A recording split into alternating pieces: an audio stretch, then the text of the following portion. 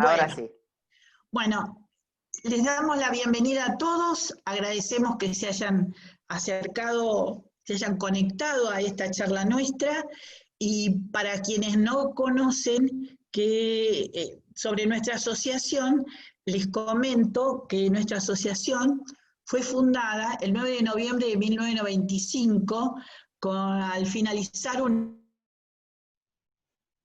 encuentro internacional sobre líderes mujeres en el Cono Sur, y que justamente las mujeres que asistieron a este seminario que organizó el entonces Ministerio del Interior del Gobierno argentino en Buenos Aires, quienes eran mujeres líderes de los 4 países del Mercosur, decidieron trabajar en conjunto y ahondar criterios a fin de lograr una perspectiva de género en el marco de integración regional.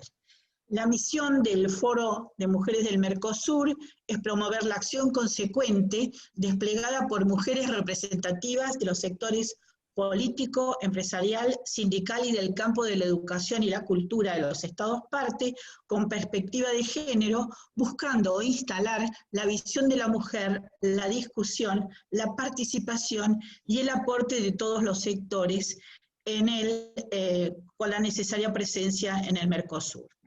Nosotros siempre destacamos que nuestra asociación es multipartidaria e interdisciplinaria, que trabaja por el desarrollo de nuestros pueblos, la consolidación de la democracia y la integración regional. Como ustedes verán, al hablar de la consolidación de la democracia, uno de nuestros principales objetivos es justamente apoyar la democracia y defender la independencia y el respeto por las ideologías y las adhesiones políticas personales. Por eso es que hoy hemos organizado esta reunión tan importante, contando con la honorable presencia del doctor Ricardo Balestra, quien es reconocido tanto en nuestro país como en el plano internacional como gran jurista. Yo le voy a pedir a Macarena Rojas, que es la doctora Rojas, que es nuestra directora de comunicación, para que nos lea un pequeño currículum, porque bueno, el currículum del doctor es gigantesco, pero para que todos conozcan el tenor de quién nos va a hablar hoy. Bueno, buenos días a todos. ¿Me escuchan? Sí, perfecto. Perfecto.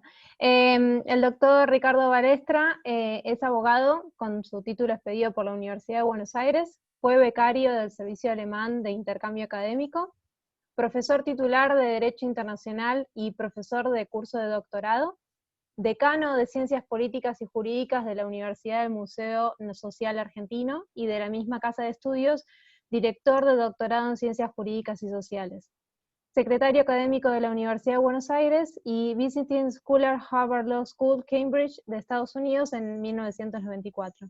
En el ámbito de la política, fue director general de provincias del Ministerio del Interior, director nacional de inversiones extranjeras, diputado de la Nación en 2 periodos, prosecretario de Coordinación Operativa del Honorable Senado de la Nación, presidente del Partido Demócrata de la Ciudad de Buenos Aires hasta de 2015 a 2017, y presidente honorífico de la Convención del Partido Demócrata de la Ciudad de Buenos Aires desde 2017. En el ámbito del derecho fue miembro del Tribunal de Disciplina del Colegio Público de Abogados de la Capital, y presidente de la rama argentina de ILA, International Law Association, desde 1986 hasta el 2017, y vicepresidente mundial vitalicio. Autor de numerosas obras y publicaciones y consultor internacional. Este es un resumen de su amplia trayectoria. Gracias, Macarena. Bueno, vamos a darle la palabra al doctor Balestra. Le pedimos que por favor todos cierren sus micrófonos. Las preguntas que quieran ir haciéndolas, las vayan escribiendo en el chat, que nosotros al finalizar el doctor le haremos las preguntas y haremos el intercambio necesario. Bueno, doctor Balestra, le damos la palabra. Muchas gracias, Amalia. Gracias, Macarena, por la presentación. Es para mí un honor compartir esta audiencia de las mujeres del Mercosur, importante organización en este proyecto político, económico y social que es el Mercado Común del Sur, que tiene, como se ha dicho, entre sus fundamentos principales la vigencia del sistema democrático, el respeto de los derechos humanos y los principios de igualdad y reciprocidad. Todo esto contenido en el Tratado Fundacional de Asunción que creó el Mercosur. El Mercosur, como la política, como los partidos, tiene varias asignaturas pendientes. Es como si en la Argentina y en los países de la región iniciáramos ambiciosos proyectos, pero no siempre pudiéramos concretarlos en tiempo y forma, sin perjuicio de lo cual constituye una causa muy importante que todos debemos apoyar. Para hablar de los partidos, es preciso también pensar en la política. A veces denostada, a veces criticada, algunas veces con razón, otras quizás no tanto. La política es por esencia el arte destinado a la consecución de los fines superiores del Estado. Tiene algo de arte y por lo tanto de práctica, tiene un ángulo científico con la teoría política y en parte tiene su factor agonal, que es la lucha por el poder, y luego el más difícil, que es el ejercicio del poder, desde el gobierno o desde la oposición, que son funciones concurrentes que deben ser complementarias, pero que a veces son confrontativas. Los partidos han sido concebidos como el órgano necesario de intermediación entre representados y representantes.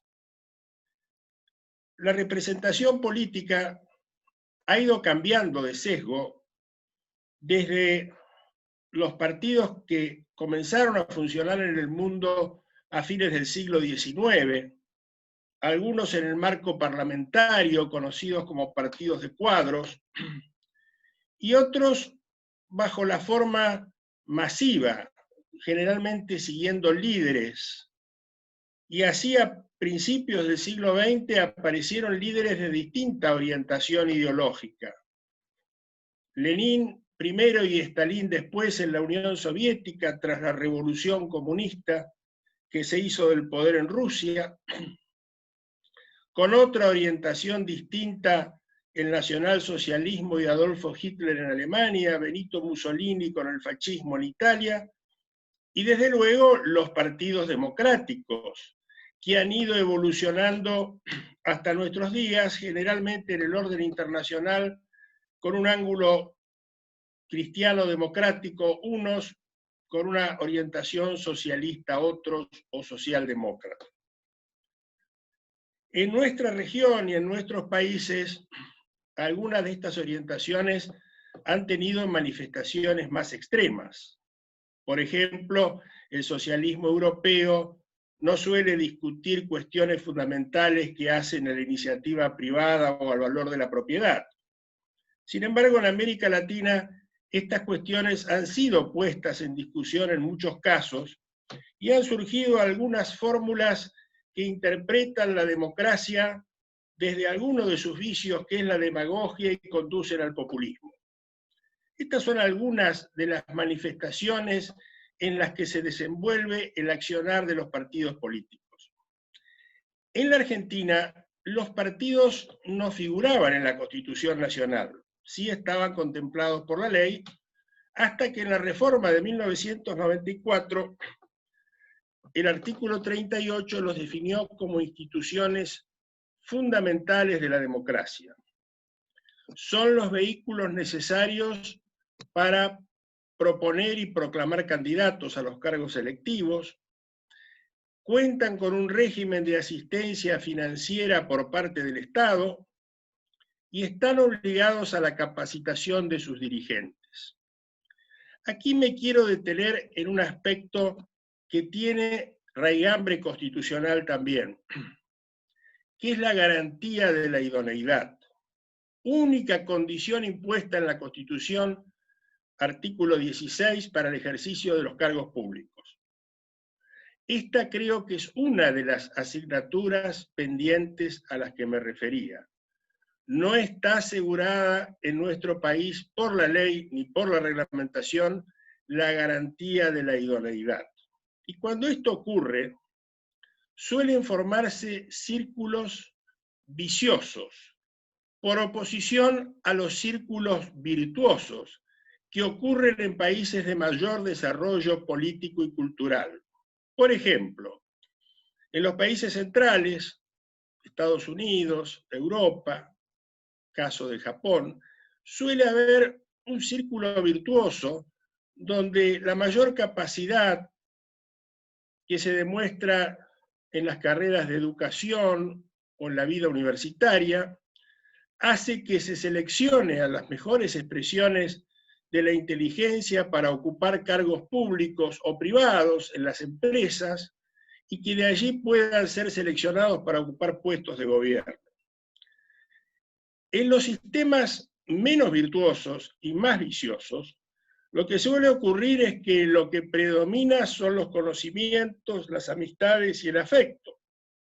Entonces se elige a los más cercanos, a los más amigos, no se respeta necesariamente la idoneidad y esto va generando un deterioro en la calidad de los representantes y por ende también una desmejora en la representación política. Y la consecuencia es que se produce un alejamiento entre representantes y representados. Y a veces la sociedad representada percibe que no interpretan los representantes elegidos sus pensamientos, sus necesidades, sus apremios y sus urgencias. En nuestro país ha habido distintas corrientes históricas desde la organización nacional. Tras la época fundacional y los grandes gobiernos de Mitre, Sarmiento, Avellaneda, en 1880 surgió una famosa generación protagonista de la vida política argentina que fue la denominada generación del 80, cuyos líderes más visibles fueron el general Julio Argentino Roca y el doctor Carlos Pellegrini. A la luz de esta generación del 80, el país creció con una proyección que se creyó indefinida y progresó en los últimos años del siglo XIX y en los primeros años del siglo XX. En 1890, el Partido de la Unión Cívica del general Bartolomé Mitre, que había sido presidente de la Nación, sufrió una división con motivo de la revolución que ese año ocurrió, encabezada por Leandro Alem, y apareció la Unión Cívica Radical, que fue la segunda versión histórica con contenido político que significó también incorporar a vastos sectores de la clase media a la vida política argentina. Luego se inició la época, no solo en la Argentina, sino también en América Latina, de los ciclos militares. En nuestro país, con la revolución encabezada por el general Uriburu en 1930, que derrocó al gobierno del presidente radical Hipólito Yrigoyen, pero esto ocurrió también en otros países latinoamericanos, porque se entendió en esa época que los gobiernos militares eran una forma de enfrentar o detener el avance del comunismo que se había establecido ya en 1917 en la Unión Soviética y que difundía sus ideas y sus acciones a lo largo del mundo. Cuestión que se incentivó con la Revolución de Sierra Maestra en 1959, que llevó al poder a Fidel Castro en Cuba. Los partidos políticos funcionaron en este tiempo con la irregularidad resultante de las conjuras y golpes militares. Y entre 1930 hasta 1943 gobernaron partidos demócratas, liberales, conservadores, a veces sin un total apego a las formas respetuosas electorales, en algún caso fueron acusados de fraude, pero lo cierto es que el país hasta 1943 creció de un modo asombroso y estaba ubicada entre el sexto y el séptimo puesto de los países más desarrollados del mundo.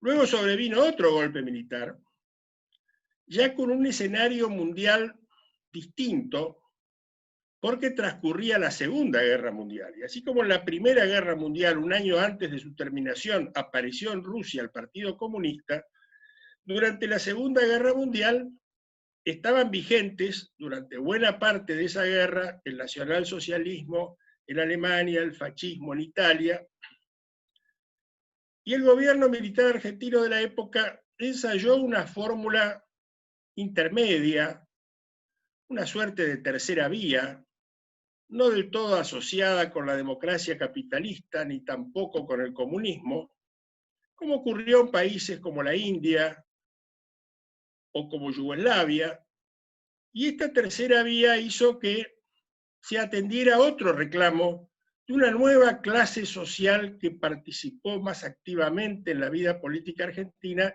que fue el sector obrero de los trabajadores. Pero también en 1955 sobrevino otro golpe militar, el gobierno justicialista del general Perón fue derrocado y sobrevino un sistema democrático con interrupciones, porque la larga proscripción de 18 años del justicialismo quitó legitimidad a los distintos gobiernos democráticos que se sucedieron, hasta que en 1966 primero y en 1976 por último, sobrevinieron otros episodios militares que terminarían con la restauración, esperemos que definitiva, de la democracia en 1983. Esta fue a grandes rasgos la secuencia política e institucional argentina en el siglo XX y en lo que va del siglo XXI. Pero claro, en el mundo fueron apareciendo distintos desafíos. Desde el desarrollo económico desde y hacia afuera, que el país tuvo hasta las guerras mundiales, sobre todo hasta la Segunda Guerra Mundial, colocando grandes saldos exportables de sus productos primarios, de la agricultura, la ganadería y los agroindustriales derivados. Esto derivó luego en el cierre de las fronteras de nuestros naturales inversores e importadores, que establecieron aduanas, protecciones, y que obligaron a la Argentina a desarrollar un otro tipo de desarrollo desde y hacia adentro, sustituyendo importaciones, controlando la moneda, creando el Banco Central, y otras instituciones que revirtieron la forma de desarrollo económico que se venía desarrollando hasta entonces. Es decir, el escenario mundial, la economía internacional, fueron creando nuevos desafíos a los partidos políticos que funcionaron como instituciones idóneas hasta cierto punto de la historia.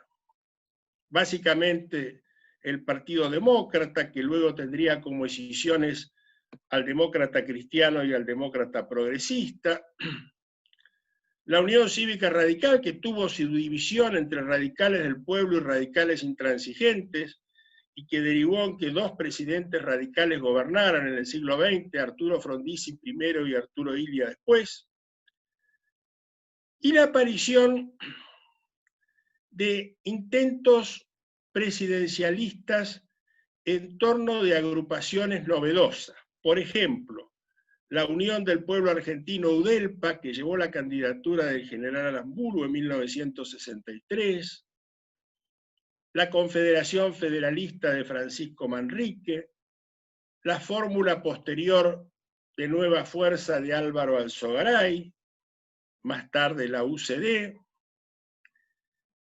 y la organización que llevó la candidatura del doctor Cavallo, que fue ministro de Economía, y por último la creación de Cambiemos, hoy Juntos por el Cambio, en torno de la figura del ingeniero Mauricio Macri. Única de todas estas expresiones partidarias que logró hacerse del poder en 2015. Ahora, ¿cuál es el sesgo o la característica común que va apareciendo en el curso de los últimos años en la Argentina y en el mundo? Yo diría que se sintetiza en fórmulas personalistas, no necesariamente autoritarias, como pudo ser Stalin, Lenin, hoy Putin en la Federación Rusa, o Hitler, o Mussolini, o líderes democráticos como Adenauer, De Gasperi, hoy Donald Trump, Boris Johnson, no necesariamente autoritarias, pero sí diría personalistas, donde aparece como más importante la figura del líder que la organización política partidaria. Si a esto añadimos que los distintos partidos políticos no terminan de cumplir acabadamente con su función de formar dirigentes y de capacitarlos para asegurar aquel requisito constitucional de la idoneidad, sino que se transforman en la práctica en instituciones dirigidas a proclamar candidatos para que accedan al cargo público, y que en el ejercicio del cargo público ocurre por añadidura que la democracia en ejercicio no termina de ser del todo representativa. ¿Y por qué digo esto? Porque la teoría política ha solido distinguir entre el mandato imperativo y el mandato representativo. El mandato imperativo es aquel que indica al representante cómo debe votar, qué proyectos debe presentar, cuáles debe rechazar. En cambio, el mandato representativo, el mandato democrático, es aquel que indica que hay que deliberar, que hay que discutir con los pares, que hay que discutir con la firmeza necesaria para imponer nuestras convicciones, pero también con la humildad indispensable para reconocer el acierto ajeno cuando prevalece su mejor idea sobre la nuestra. Esto es lo que está faltando en las democracias en general, en la democracia argentina en particular. Por eso es que han aparecido estas expresiones de democracia directa. Recientemente, el 20 de junio, el 9 de julio, el 17 de agosto, hoy mismo, primero por la liberación de los presos, después por la reforma o la intervención a la empresa Vicentín, luego por la reforma judicial, que no parece contar con el consenso suficiente de la población.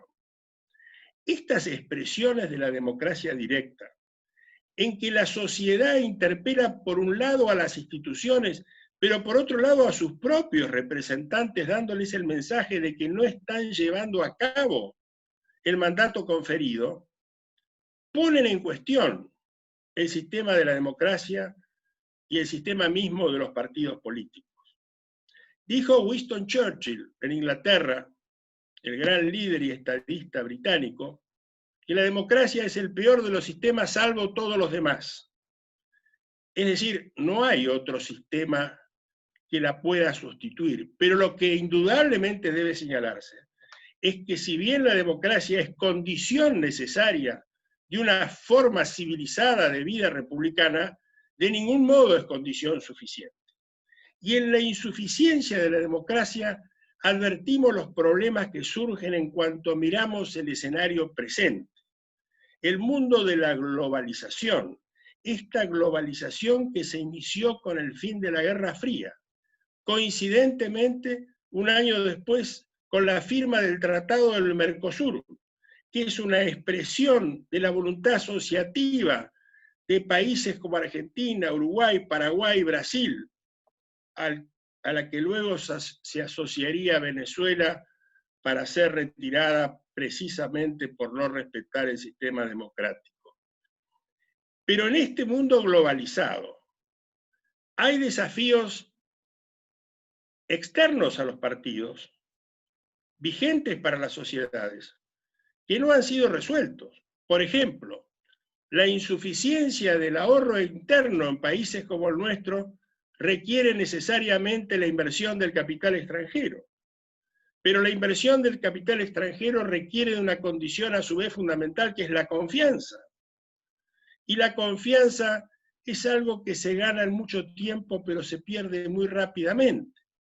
Y entonces, si tenemos situaciones internas complejas, como una alta presión impositiva, un considerable déficit fiscal, una merma en el comercio exterior que lleva a que el saldo exportable decrezca, y una política cambiaria que entraña una brecha del 80% entre el valor real de la moneda y el valor ficticio de la cotización por el Banco Central, evidentemente esto nos está enseñando que la política está en deuda con la sociedad, que hay que enfrentar profundas reformas estructurales y que para eso todos, gobernantes y gobernados, y sin duda los partidos políticos que son los intermediarios necesarios de la representación popular, deben asumir su responsabilidad. Tanto más cuando la sociedad está expresando su preocupación en esta época de receso impuesta por la pandemia.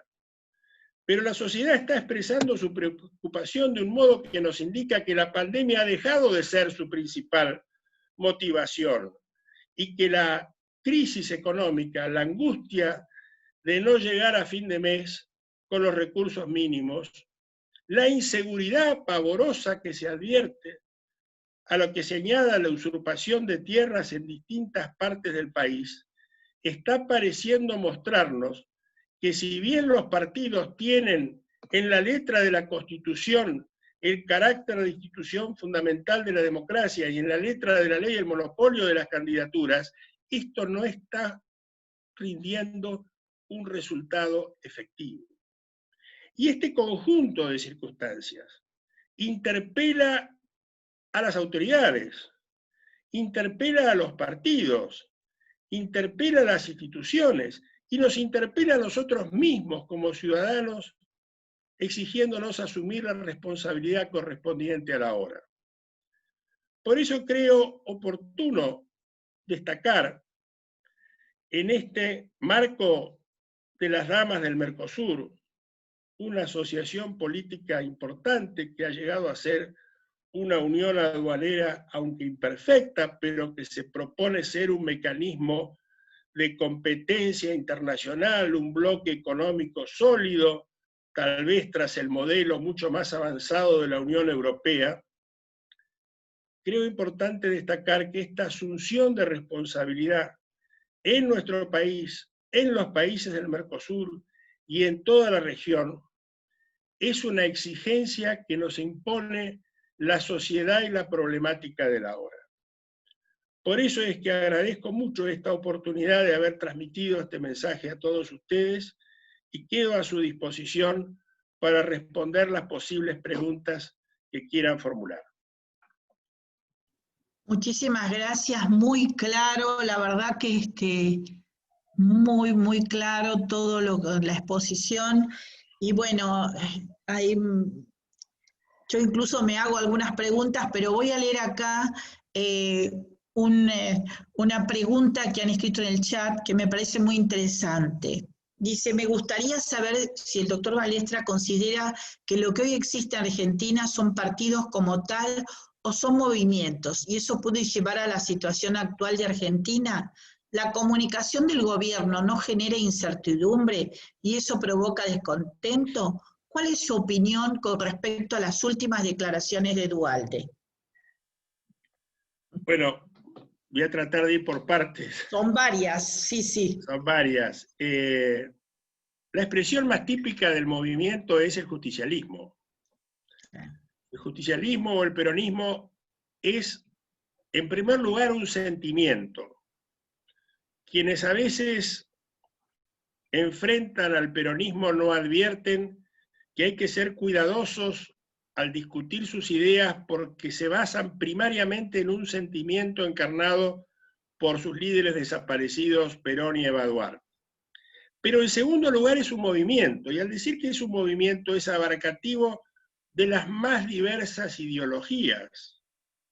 Peronistas fueron los montoneros, peronistas fueron los sectores liberales que apoyaron al gobierno del presidente Menem, peronistas son el matrimonio Kirchner, que parecen más bien orientados hacia el modelo de Venezuela, todos son peronistas. Entonces, hay que ser cuidadoso al cotejar las ideas o al debatir con el peronismo, porque hay que ver con cuál peronismo o con cuál sector movimentista estamos tratando. En otras agrupaciones políticas se da un fenómeno que quiero destacar. Si bien los partidos son las instituciones fundamentales de la democracia, la crisis que tuvo como principal protagonista el doctor Duhalde, que se mencionaba recién, fin de 2001 y principios de 2002, virtualmente acabó con los partidos políticos, no en su existencia constitucional ni en su formalidad legal, pero acabó con la práctica porque fueron sustituidos por espacios. Y los espacios, Frente de Todos, Juntos por el Cambio, cualesquiera otra, en definitiva son eufemismos que permiten la concurrencia de muy diversas posiciones y tendencias en un mismo espacio.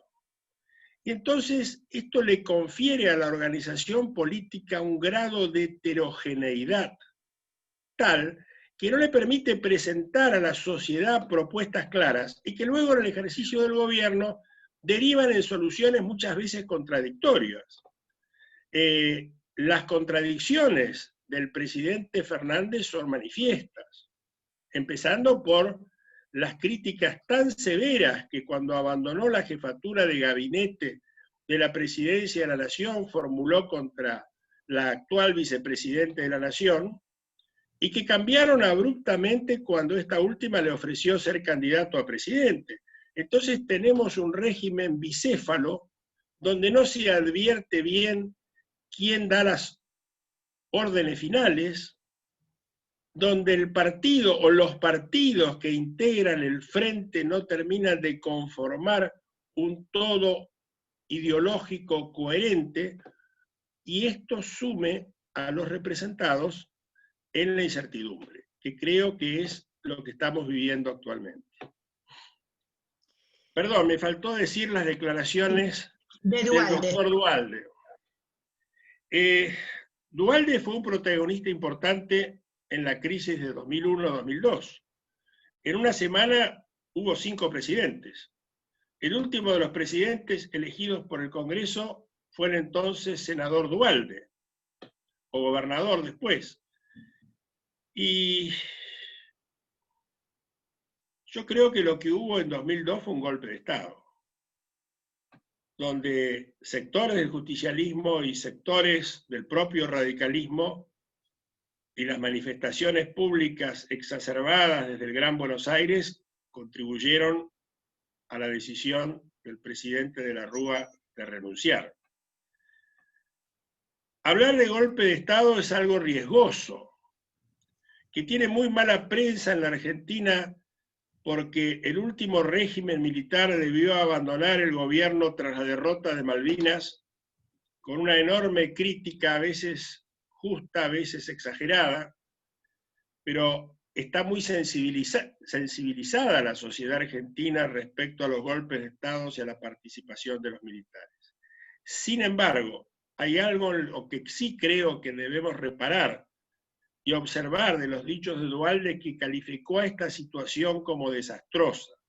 Más allá de que la expresión desastre sea exagerada o no, lo que está poniendo de manifiesto es una crítica y angustiosa situación en la vida pública argentina, donde se agotan las reservas del Banco Central, donde hay una formidable emisión monetaria sin respaldo y donde la dificultad de la economía seguramente se va a traducir en efectos sociales muy graves, ni bien se recupere la actividad habitual después de la pandemia.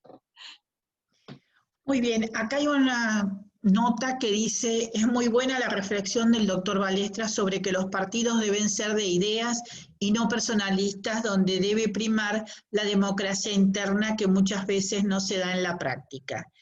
Y una pregunta que dice, ¿usted podría afirmar que la ligazón en el movimiento peronista es el sentimiento a sus líderes desaparecidos y la clara vocación del acceso al poder sin conformar una coherencia ideológica?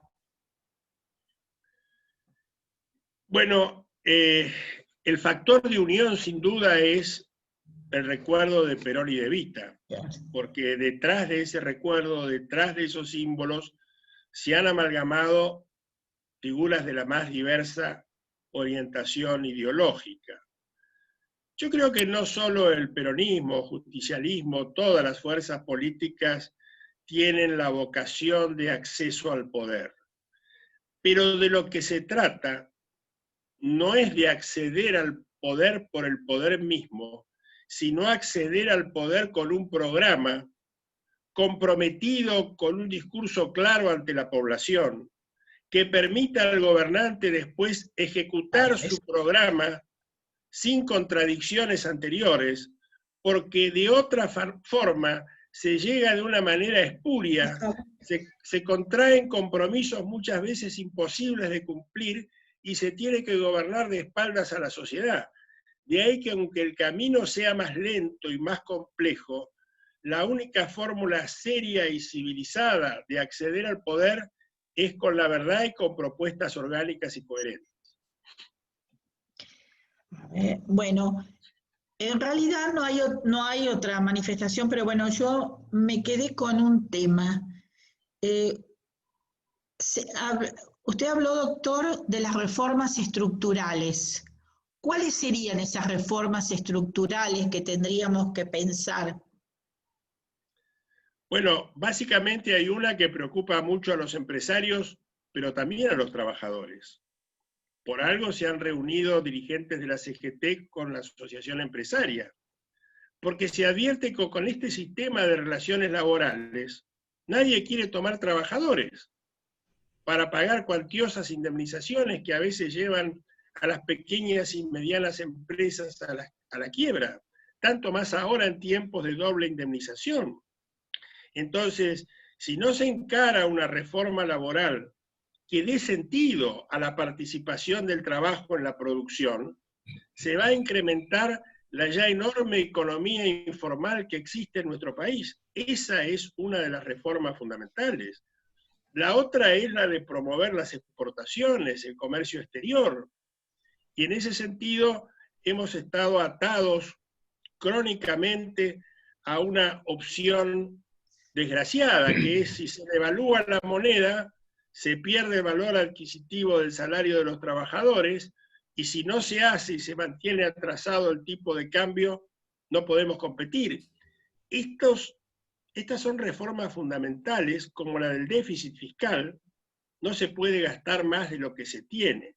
Ahora, si no nos ponemos de acuerdo en enfrentar estos problemas, lo que va a ocurrir, me temo, es que sigamos reestructurando nuestra deuda externa periódicamente y que esto concluya en sucesivos defaults, conseguir después algo de oxígeno temporario y volver a recurrir en las caídas anteriores.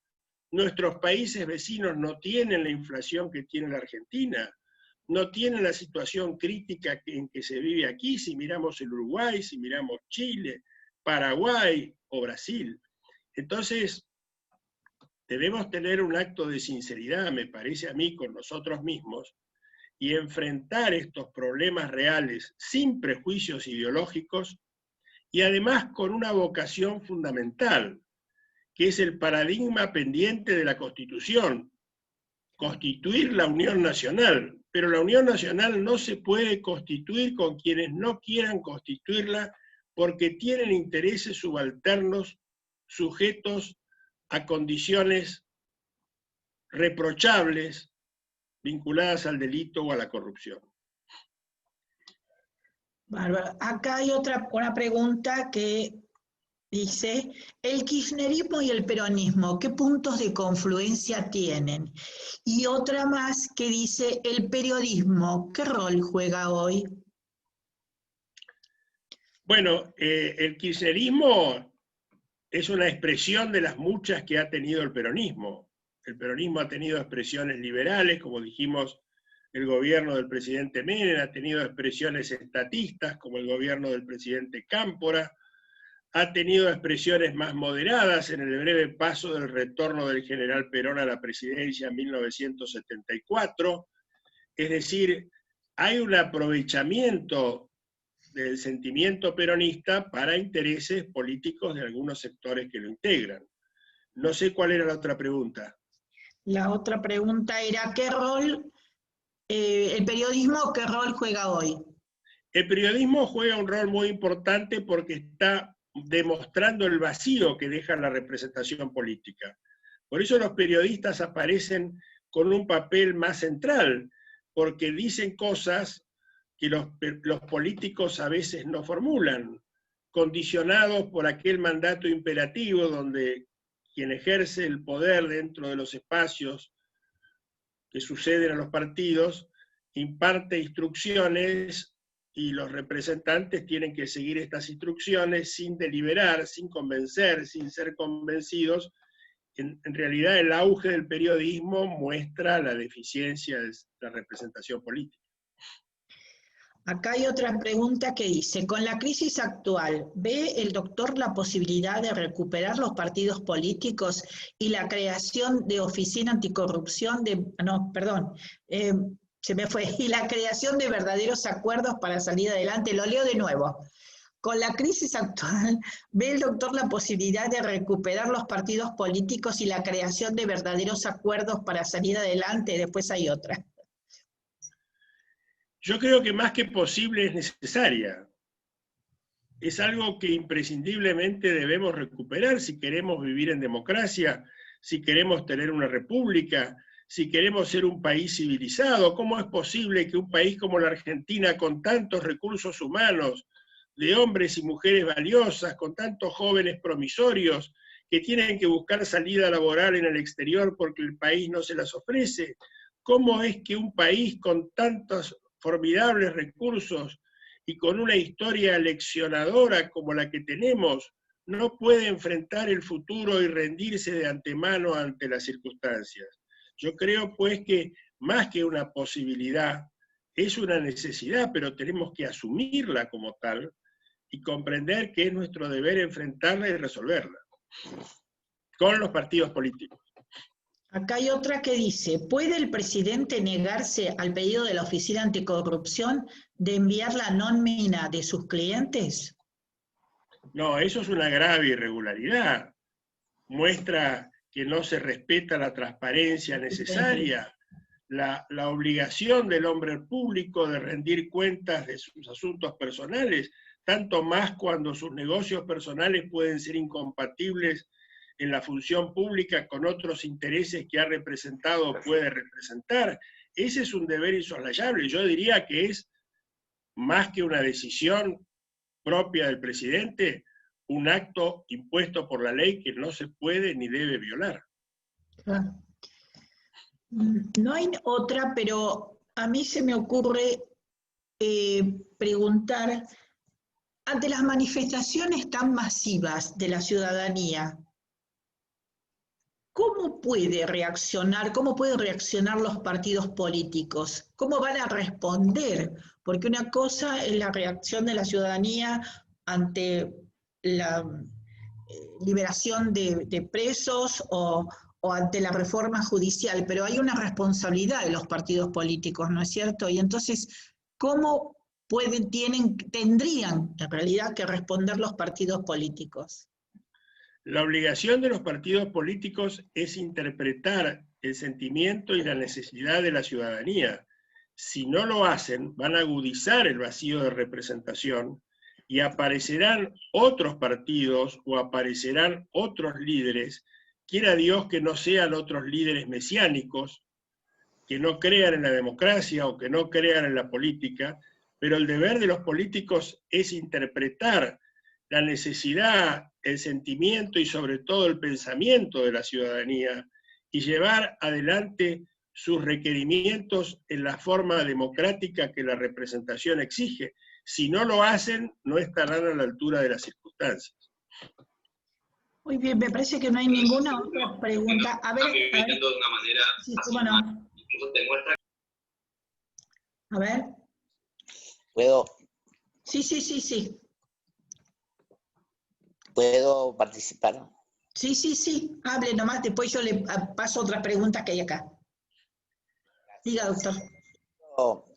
Quiero felicitarlos por esta idea de organizar este acto, Mujeres del Mercosur. Primero porque significa escuchar a un hombre al quien yo aprecio enormemente y en que reconozco sus cualidades personales e intelectuales, y que fue uno de los mejores diputados que representó a Corrientes cuando tuvo la oportunidad de estar en el Congreso de la Nación.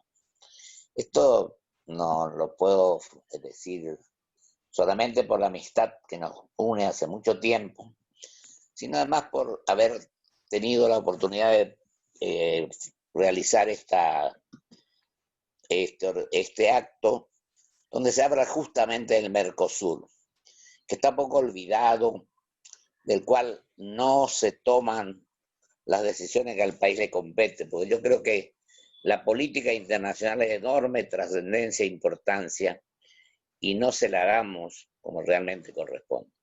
Y además, cuando mi amigo Ricardo fue diputado, nos tocó ser el gobierno de la provincia, durante la presidencia del doctor Alfonsín, y allí comenzó el Mercosur en una reunión que se hizo en Fox de Iguazú del Lago brasileño, con la presencia de los dos presidentes y de dos gobernadores de la región, de el doctor Alfonsín, el doctor Sarney, el doctor Barrio Arrechea de Misiones, y yo representé en ese caso a mi provincia. Pero no solamente eso, sino que estoy totalmente de acuerdo con los lineamientos que el doctor Balestra ha planteado en relación a la organización institucional. Estamos hablando, los partidos, a efectos de que podamos unir esfuerzos, a efectos de que un gran sector de la ciudadanía que no se siente representada, quizás si logramos tener un programa de gobierno al cual él se refería, pues yo creo que los candidatos tienen que cumplir lo que dicen en la campaña posteriormente. Solo alguna excepción por estado de necesidad que implique tener que variar de alguna manera, en alguna medida, esta cuestión. Y también lo otro que estoy totalmente de acuerdo es las distintas reformas a las cuales se refería Ricardo, como la reforma política, por ejemplo. Yo pienso que, en primer lugar, los procesos electorales tienen que manejar la justicia electoral, porque los ministerios del interior de turno a lo mejor lo hacen bien, lo hacen honesta y ordenadamente, pero se presta a suspicacia. En cambio, cuando esto cae en manos de la justicia electoral, como hay otros países que lo tienen, implica mayor confianza para la ciudadanía. Y fundamentalmente la reforma también en cuanto a la boleta sábana, que hay que desterrarla definitivamente, porque en ella pueden incorporarse los que tienen trayectoria, los que tienen honestidad, los que tienen coherencia en su accionar, como otros que a veces utilizan a la política con otros fines que no son los mejores en beneficio de la sociedad y de la ciudadanía. Y el otro puede ser o la boleta única o la boleta electrónica. Y yo pienso además que por encima de las PASO, todo esto que se ha inventado últimamente, que implica un enorme costo, que implica una serie de cuestiones que no son las mejores en beneficio de la ciudadanía, tenemos que practicar la democracia interna en los partidos para que la gente realmente vuelva a creer en la dirigencia política y en los partidos políticos. Hay que hacer escuelas de dirigentes, como esto me parece fundamental lo que están haciendo ustedes. Es muy importante y es muy trascendente.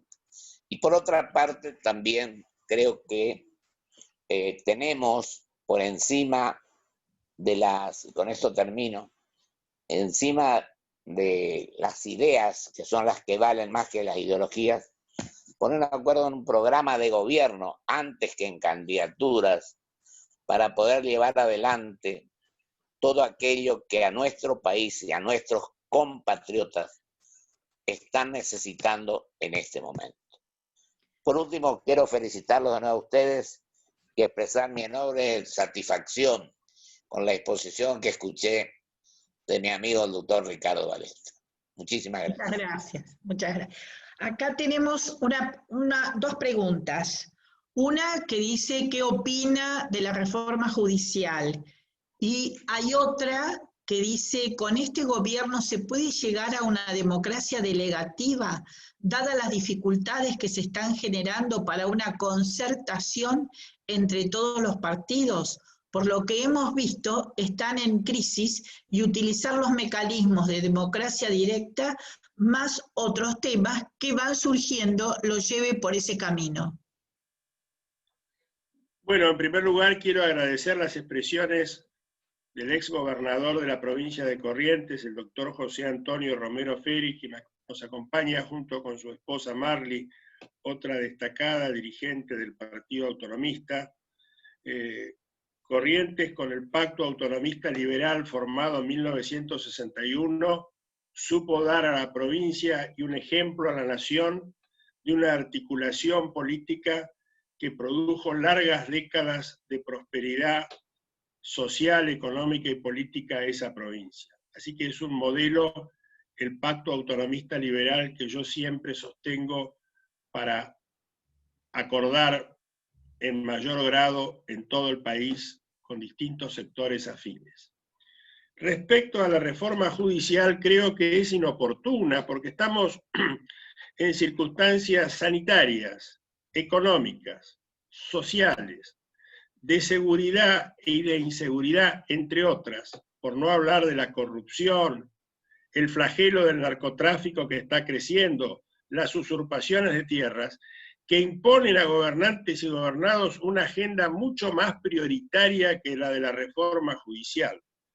Pero la otra cuestión, que me parece aberrante, y sin que esto implique un juicio de valor respecto a las personas que integran el Consejo designado, ¿cómo es posible que al abogado de la expresidenta en causas de corrupción se lo nombre para orientar una comisión que tiene que reformar el Poder Judicial, produciendo cambios de jueces como los ya anunciados, con el inconfesable fin de asegurar la impunidad? Esto es inaceptable. De tal manera que yo creo el presidente tiene que reflexionar, tiene que considerar que él es el presidente de la nación y que el presidente de la nación en un país presidencialista como la Argentina tiene atribuciones insoslayables que le confiere la Constitución y asumir el papel que le corresponde.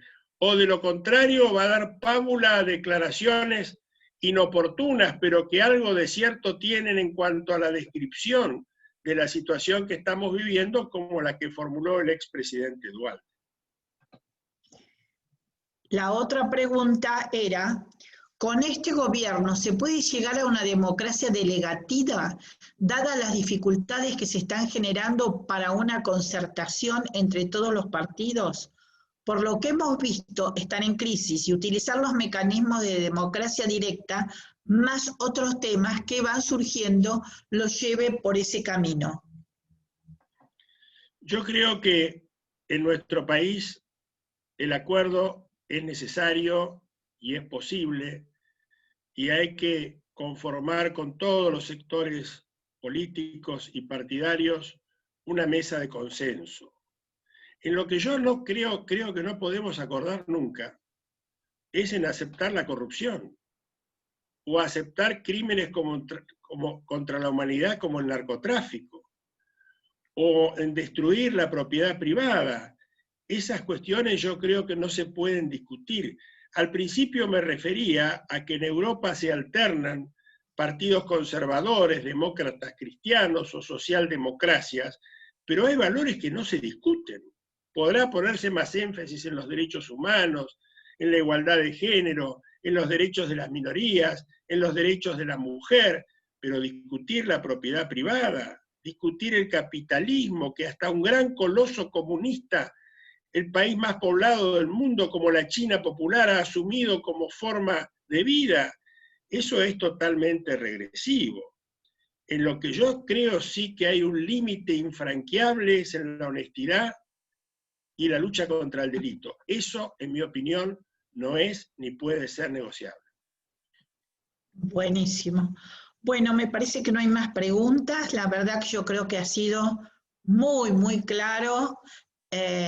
No sé, si alguien quiere hacer alguna reflexión, le damos la oportunidad, y si no, le agradecemos muchísimo al doctor Balestra, porque la verdad, acá hay una señora que está pidiendo la palabra, que creo que hizo varias preguntas. Si querés, pone el micrófono. El micrófono. Hola, ¿cómo están? Bueno, para mí ha sido un gusto escuchar al señor Ricardo Balestra. Yo no había tenido oportunidad de escucharlo. Me pareció muy enriquecedor escuchar todos sus comentarios en vivo y en directo. La situación de Argentina, que realmente es una situación que en lo personal me preocupa mucho, y que hace a todo lo que es parte de lo que viene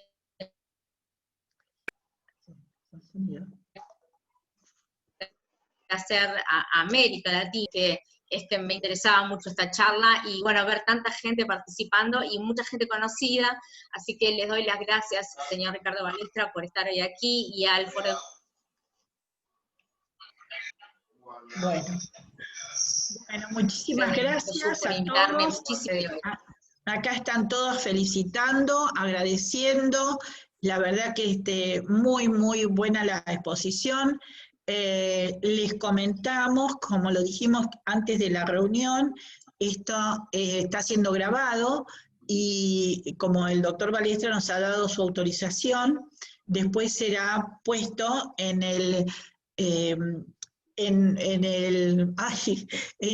nuestro canal de YouTube del Foro de Mujeres del Mercosur. Les comento, para los que quieran, nuestra página web es www.forodemujeresdelmercosur.org, y también tienen un mail que es comunicación@forodemujeresdelmercosur.org o presidenta@forodemujeresdelmercosur.org, con lo que se pueden conectar con nosotros. Para terminar, volvemos a dar las gracias al doctor Balestra y los invitamos a la próxima reunión que tendremos el día 3 de septiembre, en el cual la doctora Celsa Ramírez, titular de la Fiscalía número 35 y primera fiscal especializada en eventos masivos, que nos va a hablar sobre la oferta y demanda de sexo, la venta ilegal y su incidencia con los delitos de trata de personas. Bueno, los invitamos a unirse a nosotros el próximo jueves 3 de septiembre. Vuelvo a repetir, muchísimas gracias a todos por habernos acompañado, y un agradecimiento especial, están todos mandando, al doctor Ricardo Balestra. Hay amigas de otras organizaciones que están también agradeciendo haberse podido comunicar y escuchar al doctor Balestra. Muchísimas gracias a todos. Muchas gracias, Amalia. Y deseo que el éxito siga acompañando la tarea tan importante de las mujeres del Mercosur en el futuro próximo. Ay, muchísimas gracias. Bueno, perfecto. Un aplauso al doctor Balestra. Gracias. Muchísimas gracias.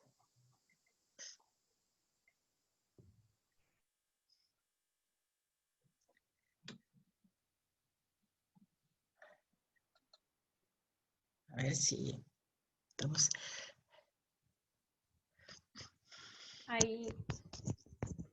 Ahí te llamo en un minuto, Amalia. Sí. Me quedo esperando por la grabación. Sí. Ahí pongo que termina la charla.